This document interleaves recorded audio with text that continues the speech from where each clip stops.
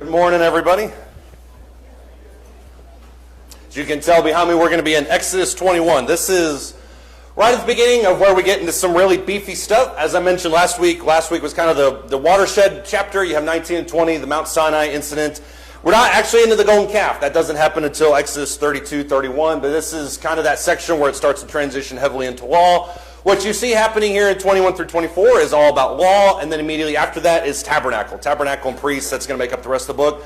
So this is going to be a little bit more dense than we have been taking it, but hopefully we'll take it in a manner that will kind of, I don't want to say excite interest, because it should always excite interest, but help us to engage a little bit more with the scriptures than we maybe would if we were doing it verse by verse. So anyways, we'll see how it goes this morning. Before we get started, though, I'm going to ask Paul, if he doesn't mind, to lead us in a word of prayer.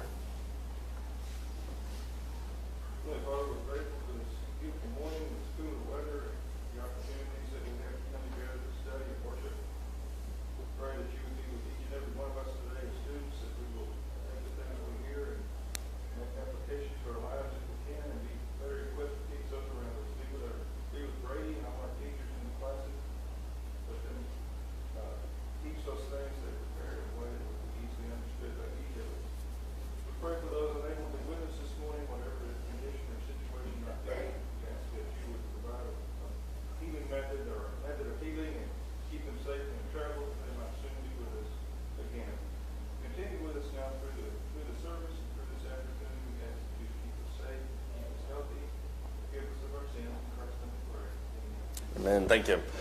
There's no sense in just kind of beating around the bush, so we'll just jump right into it. Exodus chapter 21 and verse 1 kind of lays the groundwork very quickly for what the tone is going to be like. And it says right here at the outset, Exodus 21 and verse 1, these are the ordinances which you are to set before them. Right at the outset, verse 1, you know it's going to be about laws. Most of the next 4 chapters are going to be about laws. Who is the them, though, in this passage? Because this is the section. This betrays me all the time. Jeff's got the good one for obvious reasons. It's not a big deal. Who's the them in this passage? You're the man. Thank you. If this one doesn't work, we'll know it's the computer. But it can't be the computer. It's Apple. So, yeah. Who's the them in this passage? Go ahead, Levi. Take a step back to Exodus 20, try to give a little more context. In verse 22, thus you shall say to the children of Israel. That's true, and I do think that when you look at Exodus chapter 20, it says, thus you shall say to the children of Israel, that's the 10 commandments, that's what he's giving to all of them. I think if you look at the end of Exodus chapter 20, Moses is now ascending up in the mountain. And the only reason I think that Moses is ascending up the mountain is because when you get towards the end of chapter 24, actually, when you get to the end of chapter 24, I think you have this other discussion where he comes down and goes back up. And then when you get to the golden calf incident, it seems like Moses is up further with Joshua, even up further. So I think this is the moment when Moses is farther up. I could be wrong on that. Really ultimately doesn't matter to the text, but he could be just talking to the group at large. Who else do you think he could be talking to? And if I'm wrong on any of this, legal situations are not my forte. For any cops that may be in the audience, you don't have to highlight that. Who else could them in this passage be?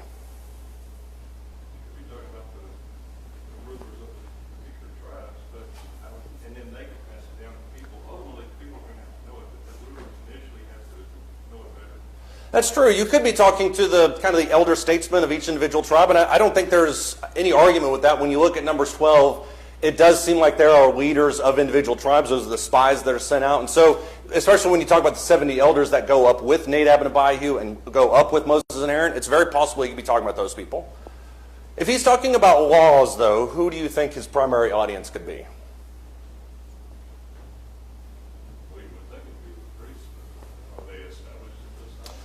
They're not established yet. As a matter of fact, they're going to be cemented in place with the priestly dedications in Exodus 28 and 29, but their role isn't going to be solidified. They're not going to be identified until 32 when you start seeing the golden calf incident. So I don't think he's talking to the priests. Back up to Exodus chapter 18. We talked about this very, very quickly on 2 weeks ago. Exodus chapter 18, starting in verse 19. This is where Jethro is talking to Moses. He says, now listen to me and I will give you counsel. This is Jethro to Moses. And God be with you. You be the people's representative before God, and you bring the disputes to God. Then teach them the statutes and the laws, and make known to them the way in which they are to walk and the work which they are to do. Furthermore, you shall select out of all the people able men who fear God, men of truth, those who hate dishonest gain, and you shall place these over them as leaders of thousands, of hundreds, of fifties, and of tens. Let them judge the people at all times, and let it be that every major dispute they will bring to you, but every minor dispute they themselves will judge. So it will be easier for you, and they will bear the burdens with you. If you do this thing and God so commands you, then you will be able to endure, and all these people who will go to their place, or all these people will go to their place in peace. What's the problem that's taking place here in Exodus 18?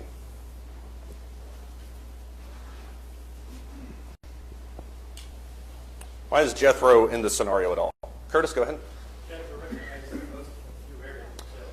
Yeah, Moses, as great as he is, he can't obviously handle everything on his own. And so Jethro shows up and he has a solution. What is the solution for him?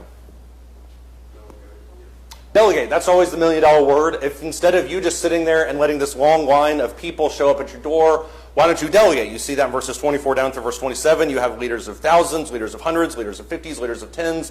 What was those people's jobs? What were those people's jobs? Sorry. Make judgments above their fellow men, and it was almost acted like an ascending court system. The lower levels, individuals that were over, say, a group of 10. Right. If a problem arose that they weren't able to address appropriately, then they would take it to the next tier. Yeah, and that's the difficulty with this, is Moses is handling everything from, minor traffic proceedings. I know he didn't handle that. That was for everybody else. But he handled minor things, and then he handled everything all the way up to the biggest matters of the law. So at the end of Exodus chapter 18, you have this division. Okay, we're going to have you at the top. We're going to have thousands, hundreds, fifties, and that's going to siphon out a lot of that. By the time it gets to Moses, that's obviously going to be a big deal. And so I think what you're seeing here in Exodus chapter 21, verse 1 is a continuation of that same thought. You have these people that are set in place here. Exodus chapter 18, these are the ones that are going to adjudicate between everything. When you jump to Exodus chapter 21, now you have the laws that are set in place. These are the things that they're supposed to adjudicate for. And this is basically how this section kind of lines up. Exodus chapter 21, you have personal property. I know slaves in this day and age, it's not kosher to talk about it, no pun intended, as being personal property.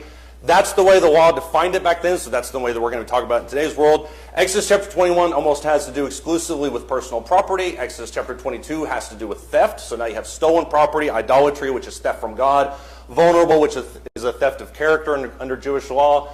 Then Exodus chapter 23, you have kind of the broad theme of justice, false accusations, festivals, Canaan, how you handle people when you enter into the promised land. And then when you move to chapter 24, now you have the ratification of the covenant. So this is what's going to be taking place over the course of this. Why do you need people to adjudicate with these things? If somebody stole something, they should give it back, right? Why do you have judges and lawyers being talked about?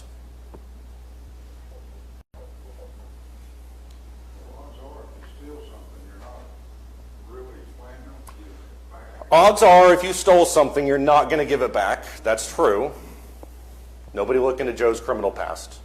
Some shady area. Nathan, go ahead. There has to be, with the law, there's got to be some sort of adjudication of the law. You're right. There has to be some kind of adjudication. There has to be some kind of following out of the law, dispensing of the justice. What else do you have in courtrooms? And I know somebody's watched at least one court show in this class. What happens when you have a case? Burdens of proof, right? What else do you have? Because remember back in Exodus chapter 18, the point wasn't just find people that are good at law. It was find people that have wisdom, people that have justice, people that have a strong moral compass. That's what you're looking for. What do you oftentimes have in a court case? You have the law, and then you have what?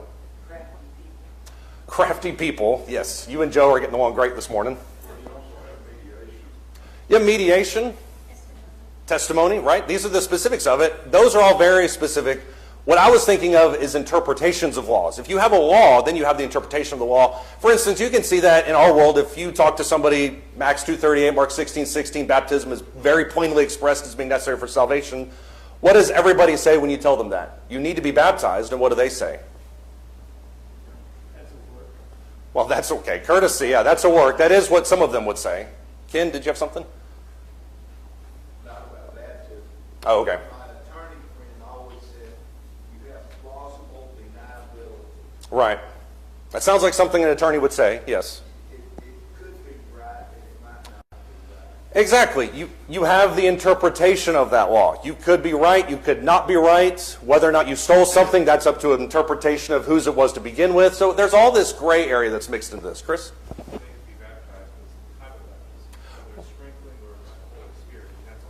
Exactly. I am baptized. I was sprinkled when I was a baby. Isn't that good enough for you? No, that's not the interpretation of these passages. What's the Holy Spirit? So I use that as an example. If somebody says this is how, if the Bible says this is the way it is, common sense would say, okay, well, I'm going to follow that. The problem is you have humanity attached to that that says, well, that's not my interpretation. That's not the way I read it. Or if something was stolen from me, the only reason that he stole it was because I stole something from him, or whatever the situation is. And so when you're looking at these sections here in Exodus chapter 18, then billows into chapters 21 through 24, to me, that's the way that we need to interpret it. You have the law, but the real burden of all of this is in the interpretation, the dispensing of the justice. That's what you're really looking for in Exodus chapter 18, is people that are going to adjudicate the law fairly. Does that make any sense? Does anybody have any thoughts or comments on that? Yeah. More of a question, if it's too far down the rabbit hole, we'll just stop asking. In 18, this is post-Egypt, pre-God's law, right? What are they, short of the idea, you said the judges that were chosen, I'll just use that word accommodatively, the judges that were chosen were to be of strong moral character. This seems like more of just a law of morality, right? Is there something more official than what they were, like what about judging against? It seems subjective. Are you talking about before you get to Mount Sinai? 18. Well, in 18, keep in mind that they were coming out of Egypt. There wasn't really a law per se until they get to Sinai, but you're only talking about a month or so. And so it did seem like for that intermediary time, Moses is the one doing all of that. So, because by the time you get to Mount Sinai, you've parked it there and you're going to stay there, and that's where they're at 18. So up until that point, and right before this, Moses is handling all of these laws, or they're just kind of handling it themselves. That's my interpretation of it. I don't know if I answered your question at all. Okay. I can live with mostly, but yeah. Does anybody else have any thoughts or comments on this?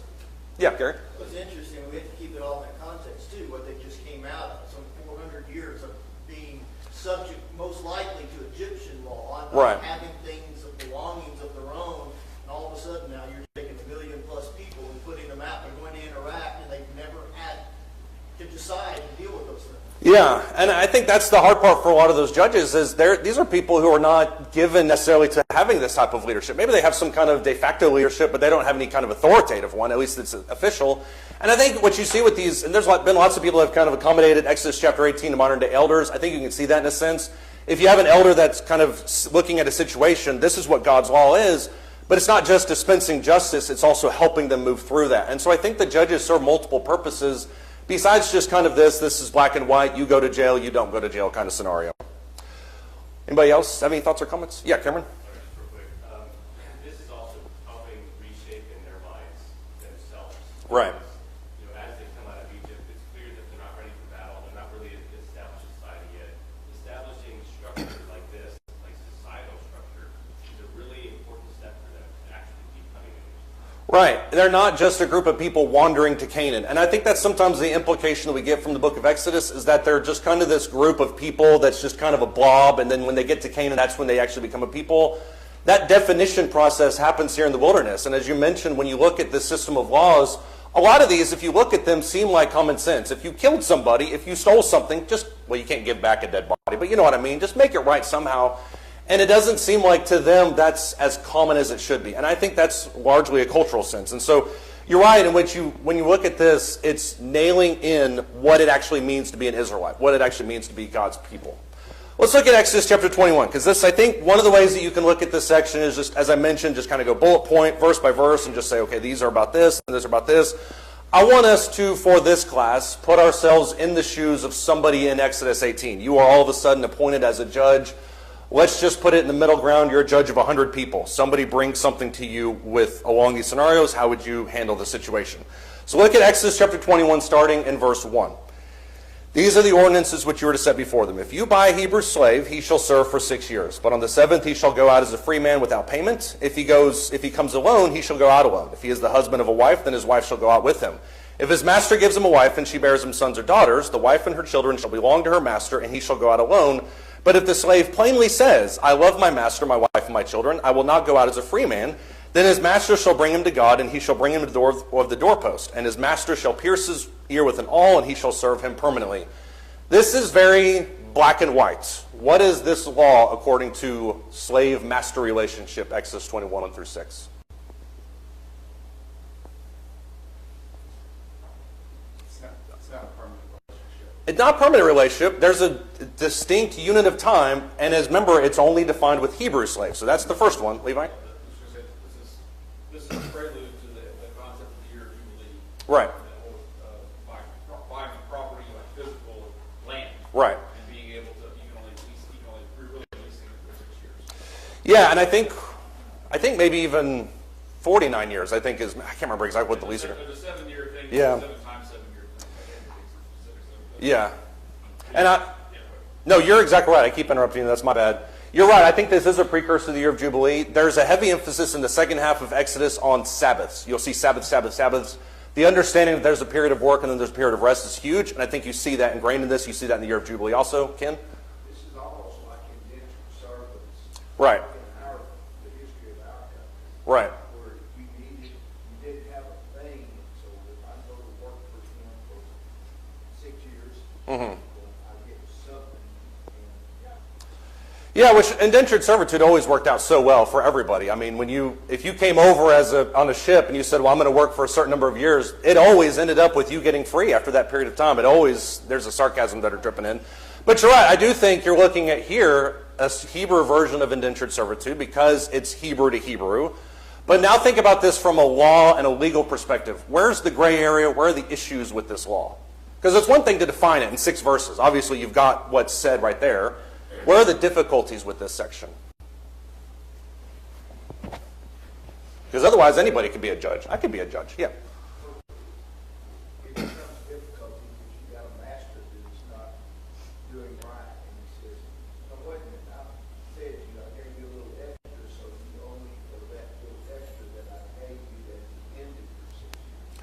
Okay, so you're talking about a master that's especially violent, and we're going to talk about that here in just a second, but a master that's especially violent and says either you can't stay with me because those 6 years, I'm just going to ignore it completely, or there's a balloon payment because I gave you all this to start your life and now you owe me back taxes. You can certainly have that situation take place. Yeah, go ahead. If the slave has a family or not, it talks about, okay, if he enters this way, Right. he leaves this way, he gets married, there's some layers in there. Right. This is where the gray area comes in. You can leave after 6 years if you want to, but there's a catch. What's the catch here? Leave everything there that's being given to you during your time. Right. You've got to leave everything behind, which includes what, according to the text? Your family, your wife, and your kids. So where can that be open to interpretation? If you're a master slave, you bring this case before a judge, where can that go sideways? Did the master give him the woman that he married or not? Maybe he just found the woman, but the woman wasn't connected to the master. But he married the woman while he was under the rule of the master. Right. Did the master give him the woman or not? Okay, so if I'm coming into this indentured servitude relationship already married, then I should leave with it already. But if there's some ambiguity because the marriage contract wasn't necessarily set in stone before I entered because the slavery contract overlaps, then when did I actually get married? I think that can certainly be an issue. What other issues can you see with this? John? Well, it covers if a master gives his wife against children.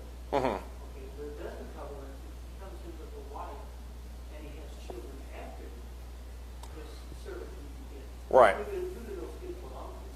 I thought you were going to say you could take half your kids with you and leave the other half in slavery. I really thought that's where you're going with it. But you're right. If you're talking in a sense of personal property, who do those kids belong to? Do they not belong to? You can certainly see that being dragged out in court.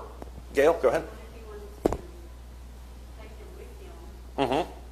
purchase them perhaps, or work longer, whatever agreement also, then take the slave on and want to do that. So you need somebody to negotiate, communicate. Right. Yeah, maybe I'll leave after 6 years, but I'm going to stay for another couple of years so that I can kind of keep my kids with you. There's some kind of bargaining agreement. I can certainly see that too. Yeah, Levi? Different. You're not allowed to pivot to a different point. Maybe. As a lawyer, I reserve the right to. No, so there's Cross-examine. a detail of this that could go in a lot of different directions. At the end there, it says if he wants to, at the end of the 6 years, if the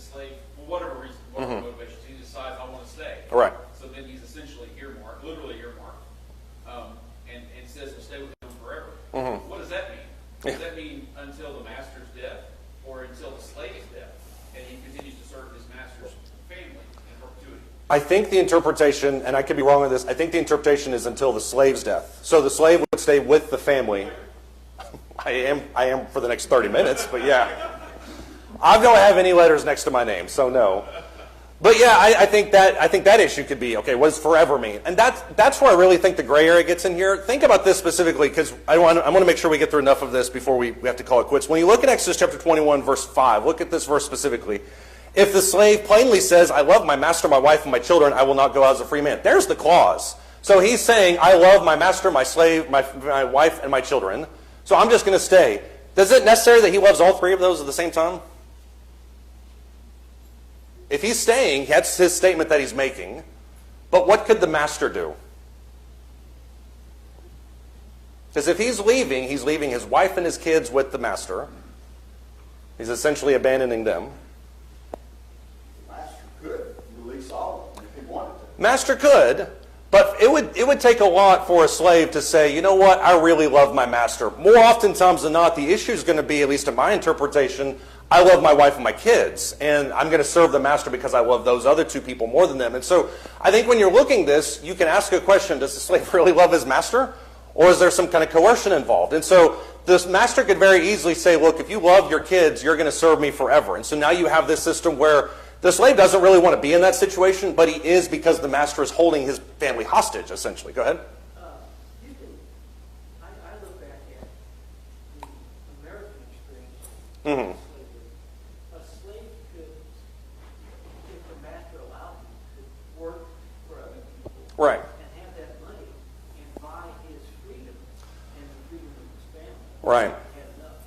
So I don't know if that was included in here, if they even thought about that. I think there is a clause somewhere that talks about manumission if you're able to make the money, and there's a pretty sharp distinction between our experience and the Hebrew experience, but I do think at least that's intact, that you're able to earn money if you're able to farm yourself out and you give a certain percentage to your master or whatever it may be. I mean, can you buy your freedom with that? I think you can, but I don't know exactly how. So I'm going to put a huge asterisk on that because I don't know for sure. There's some other issues, I think, when you look at these verses. Number one, this idea of coercion. I love my wife and my children, and my master is forcing me in this relationship, even though I don't really want to be there. You're going to take that before a judge for sure, for them to discern. But then number two, liberation specifically only includes Hebrew slaves. How do you define a Hebrew slave? Because remember, in Exodus, when they leave, it's not just 2.5 million Israelites. You got some hangers-on. You got some Egyptians that are there. You got some people from neighboring nations that are clinging to it. There is definitions inside of the Levitical code that talks about the third generation. You've achieved this level of Israelite statehood. Fifth generation, now you're a full-blown Jew. So how do you define Hebrew slaves? Is it at the third generation? Is it that I'm married into it? Is it whatever? Because if you can null and void the Hebrew aspect of this, you can keep somebody in bondage for forever, because that only applies to Hebrews. So I think when you look at this section in verses 1 through 6, it seems very clear-cut. And that's oftentimes the way that we discuss this law, is we say, well, this is this, this is this, this is this. But it's much more gray, and I think that's where the wisdom of the judges needs to come in play. Look later in this passage, in verse 20 of Exodus chapter 21. He says, if a man strikes his male or female slave with a rod and he dies at his hand, he shall be punished. If, however, he survives a day or two, no vengeance shall be taken, for he is his property. That sounds very cold, because if you kill your slave, then you're going to be punished. But what are those two verses ultimately teaching? And this is where I think you have to bleed this into these first 6 verses too.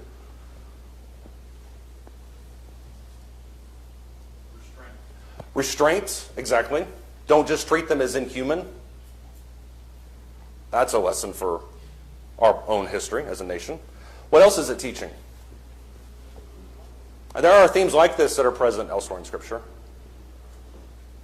Yeah. I think he's trying to point out that even though this is a master-slave situation, there is humanity involved, and you have to treat him as a human being, whether you come to it or not. Right. Exactly. And if you're a judge and you're looking at a scenario in point 1 where a master is clearly coercing the slave to stay with him forever by holding his wife and kids hostage, but the master is abusive towards the slave, what's the judge going to do in that situation? Is he going to allow it to continue, or is he going to say, look, you've served your term and you're done? There's situations where I think the judge needs to kind of come into play there. Look in Deuteronomy chapter 15. This is another kind of building on this. And you see this a lot with the Torah, where it'll kind of lay something down and then it'll expound on it later in its own sections. Deuteronomy chapter 15.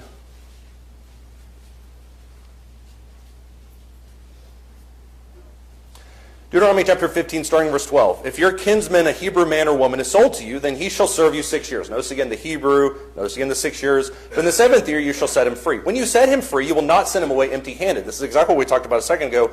You shall furnish him liberally from your flock and from your threshing floor and from your wine vat. You shall give to him as the Lord your God has blessed you. You shall remember that you, verse 15, were a slave in the land of Egypt. The Lord your God redeemed you, and therefore I command you this today, that it shall come about, if he says to you, I will not go out from you, because he loves you and your household, since he fares well with you, then you shall take an awl and pierce it through his ear into the door.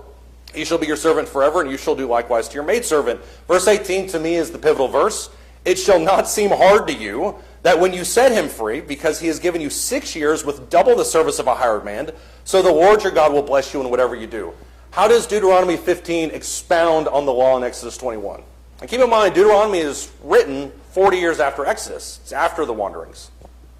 So it's almost like Moses saying, hey, we've got to reevaluate this. Some of you people, Moses says, weren't paying attention. How does this section expound on that? You got to give him something. You can't just send him out the door and say, hats off to you, good luck. Yeah.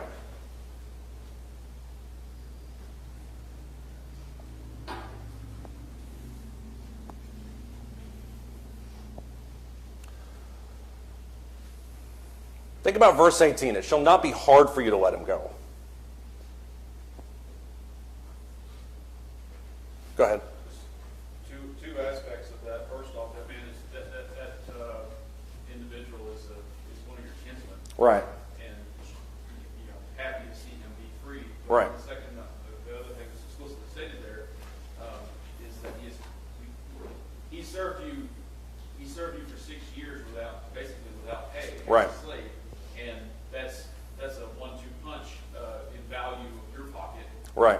Relative to what would have been a hired servant. Right. And you need to, as the master, appreciate that. So does the master appreciate that? Has the master blessed him on his way out the door? Has he made it hard for him? Is there actual affection there? And I think that's what Exodus 21 tries to define.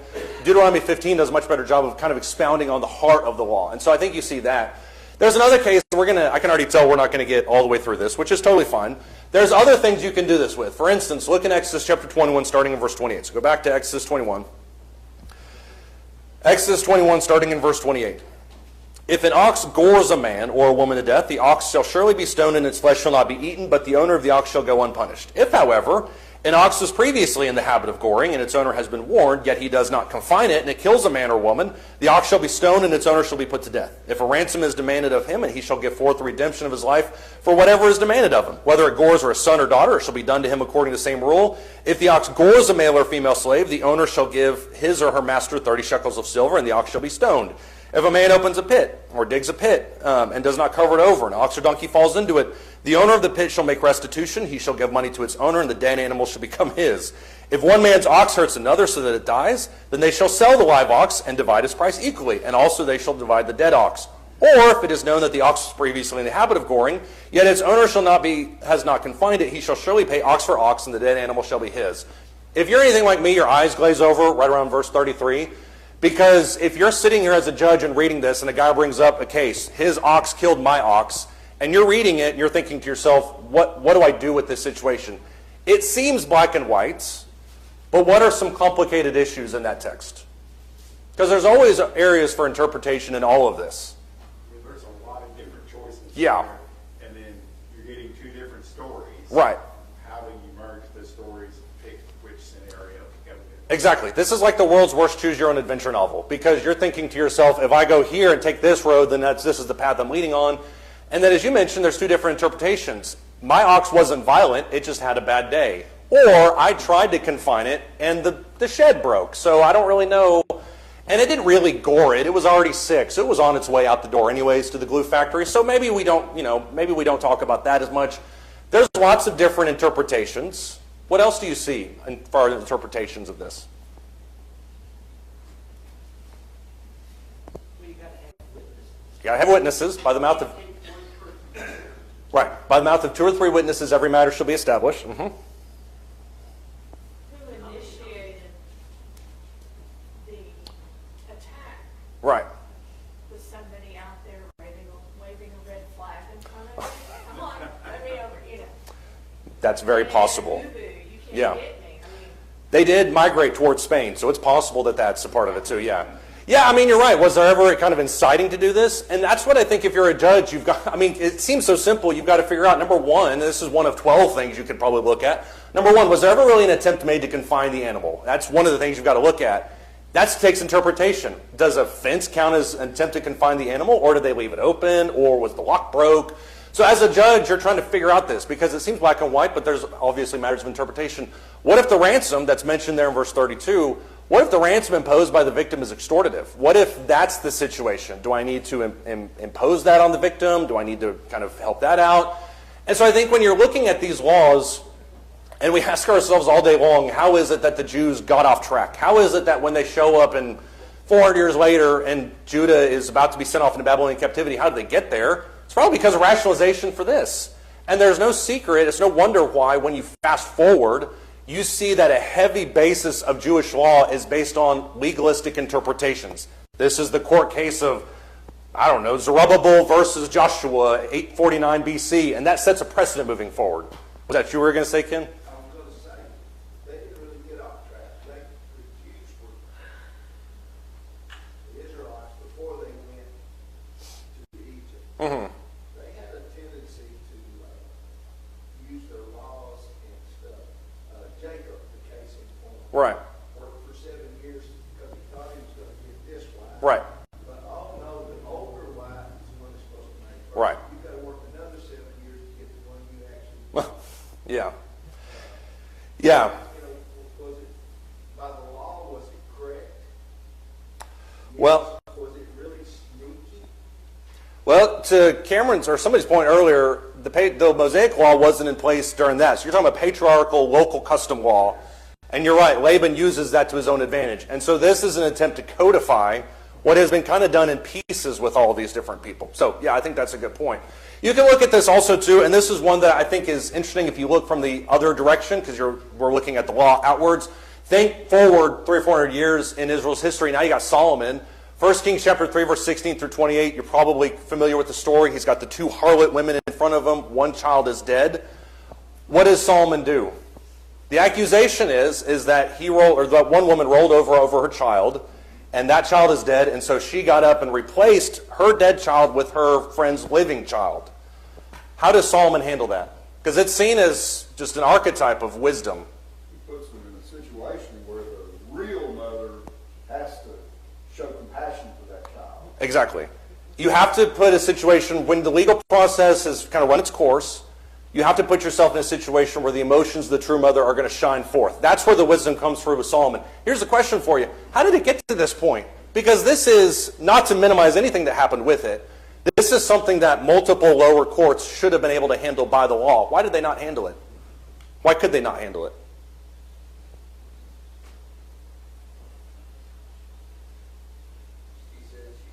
It's a he said, she said. There's no witnesses. There's no DNA testing. Why else can you not handle it?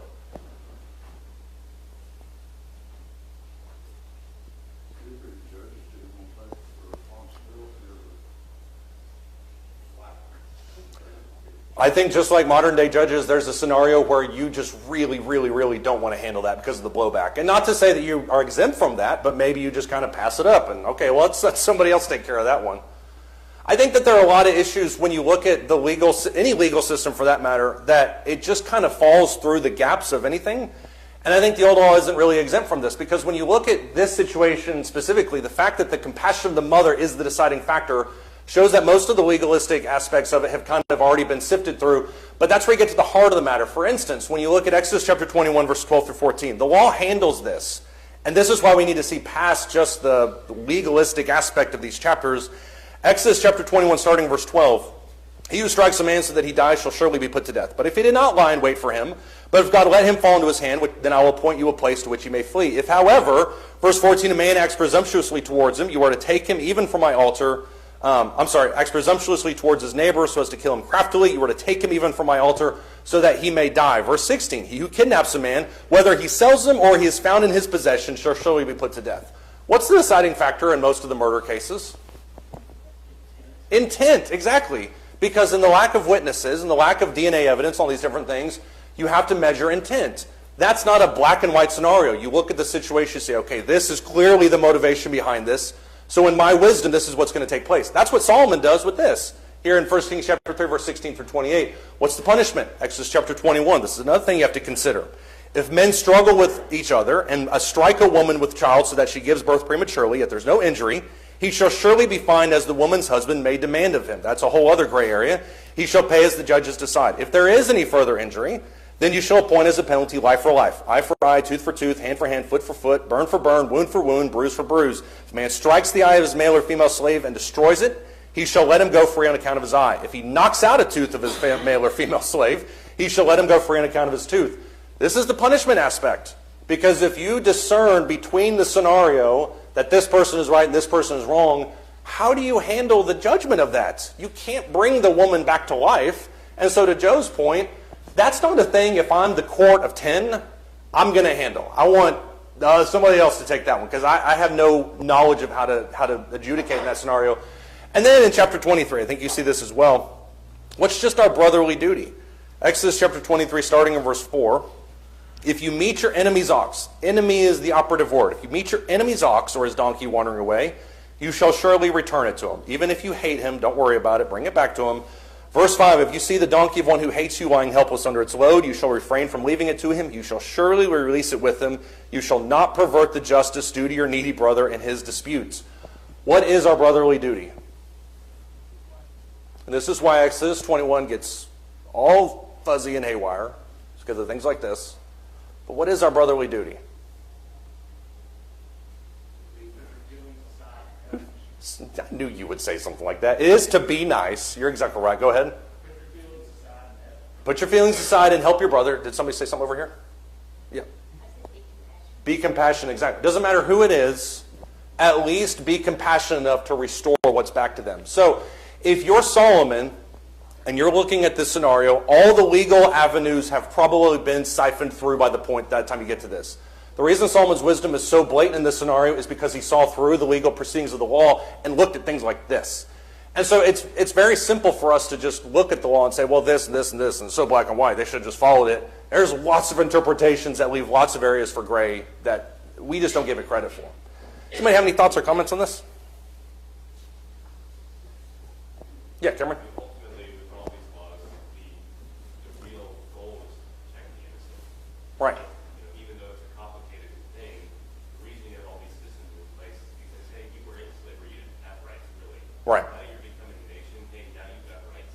Now we're going to set up a system where you can be free and you can actually be protected. Right. It's not just about you anymore. It is about your freedom, but it's about how you help other people. Because, as you mentioned, and that's a perfect lead-in. It's like I paid you. It's so awesome. But it's almost as if the idea of remembering that, your own vulnerability, should be at the cornerstone of the law. And it's baked into the law. We stopped in verse 7. But in verse 9, he says, you shall not oppress a stranger, since you yourselves know the feelings of a stranger. For you are also strangers in the land of Egypt. And I think when you look at, for instance, the story of the two women there in 1 Kings chapter 3, it's a remarkable story, primarily when you look at the guilty woman, the woman who rolled over on her son. Horrific accident. Nobody would wish that on their worst enemy. But she, as somebody who lost a child, should know what it feels like to take a child from somebody else. And she didn't. And so Solomon might see that, he might not. But this verse governs that type of thing. You need to remember at the core with all of this that you used to be a stranger in the land. Go ahead, Gary. It's interesting, we can see that God's position and feelings about these things hasn't changed. We can carry that forward all the way through into the New Testament. Do good unto all men, especially those of the household of faith. Right. Be careful before you judge, because you were bound in sin just as well. Right. All these same principles are who God is, are still applied in some ways today. Right. Reiterated in the New Testament. Exactly. Forgive us our trespasses as we have been forgiven us, as our trespasses. I mean, there's so many. You're exactly right. When you look at this concept exploded in the New Testament, it's literally on every page. And it should form a core of our belief. Dad? Every group of people that sets up a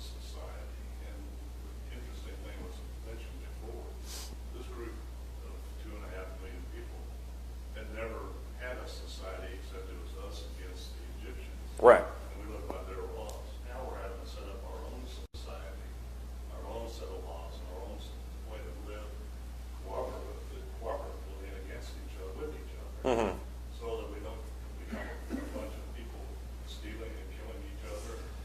Right about it. Right. And to your point, if they were, and I know you said we have to set up our own laws, if they had set up their own laws, it would have been a hodgepodge of all the different cultures and wherever they came from. And and trying to interpret God as somebody, as a human, but it needs somebody from the outside to look at this and say, all those are garbage, this is what you need to do. And all this makes a much more poignant idea when you get to Judges, and it firmly says, at least on 3 occasions, that everybody did what was right in their own eyes. So if I'm the one interpreting the law on my own behalf because of laws that I set up, that's different than me interpreting them as God set them up. And so you have to look at it through the lens of what the intent was. And that's why when you look, to Gary's credit, when you look at Matthew 5 through 6, or Matthew 5 through 7 with the Sermon on the Mount, Jesus really isn't saying anything that's brand new. I mean, it sounds new, but it's not really anything new. It's just what the real heart intent of the law was. You see the same principle here about the stranger in the land of Egypt in regards to the Sabbath. In verses 10 through 13, it's this idea that you need to, as he says in verse 10, you're going to cease from your labor. You're going to remind yourself that you need to rest, but the land needs to rest. Be kind to the land. Then you see it later, sandwiched by this exact same principle in verses 14 through 19, to always remember who delivered you.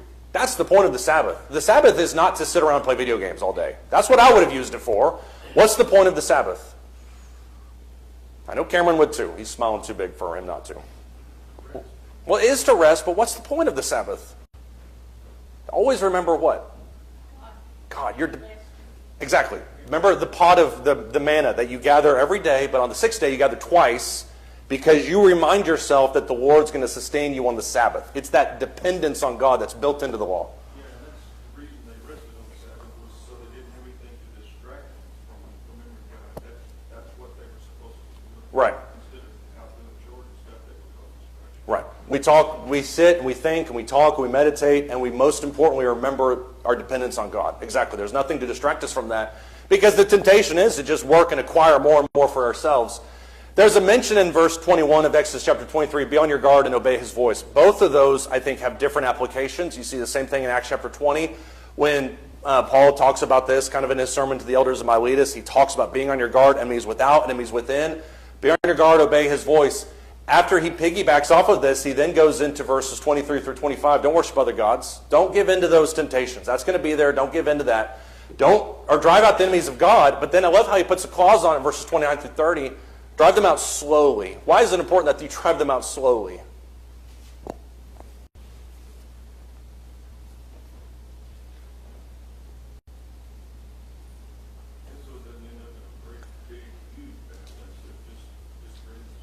It could be. It could be a temptation against these large-scale pitched campaigns that give credit to some great military leader. Alexander the Great conquered the world in 5 years or whatever it was. So it could be that. When you look at verse 29, there's actually a reason that's built into this. I will not drive them out before you in a single year, that the land, notice once again the care and concern for the earth itself, I will not drive them out before you in a single year, that the land may not become desolate and the beasts of the field become too numerous for you. You just eradicate everything. Now all of a sudden you've got this power vacuum that everything just kind of swoops in. Verse 30, I'm going to drive them out for you little by little until you become fruitful and take possession of the land. It's a gradual process. You need to know that going into it. And then verses 31 through 33, there's going to be defined boundary lines. Why does God put defined boundary lines on his area?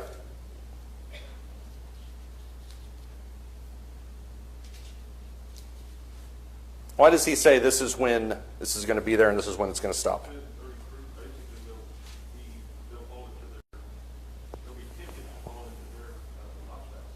Right. They're going to be tempted to just kind of adapt on what they see with the people around them. That's surely part of it. Yeah. But why do you have defined boundary lines on your land? I mean, you are with God. Why not just ransack everything? They're being told that they have to drive out the inhabitants of the land before them. If I don't have a known boundary, then how do I know when I'm gone far enough? Exactly. It's not about world domination. It's not about annihilation of everybody else. It's about giving you the land that God promised you to give and nothing more. A lot of this is built-in conditions against greed. And so boundary lines by nature just create the system of, okay, this is as far as I can go, this is what God has given me, and that's enough. When you look back at Exodus chapter 23 verse 20, there's some kind of conditional aspects of this, and we kind of jumped over this a second ago.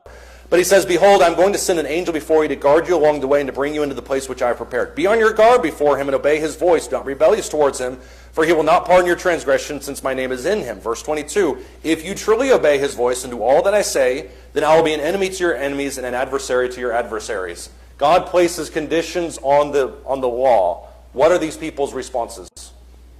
What's always the response whenever God says this is what you should do? What's that? Yeah, we're going to do it. No question. We will always stand by you, God. And that's where chapter 24 kind of comes into play. This massive show and demonstration of power with the covenant that is reconfirmed in the voice of everybody. You've said you're going to follow it. I've said I'm going to follow what God says. That's going to be the way this scenario unfolds. Somebody have any thoughts or comments?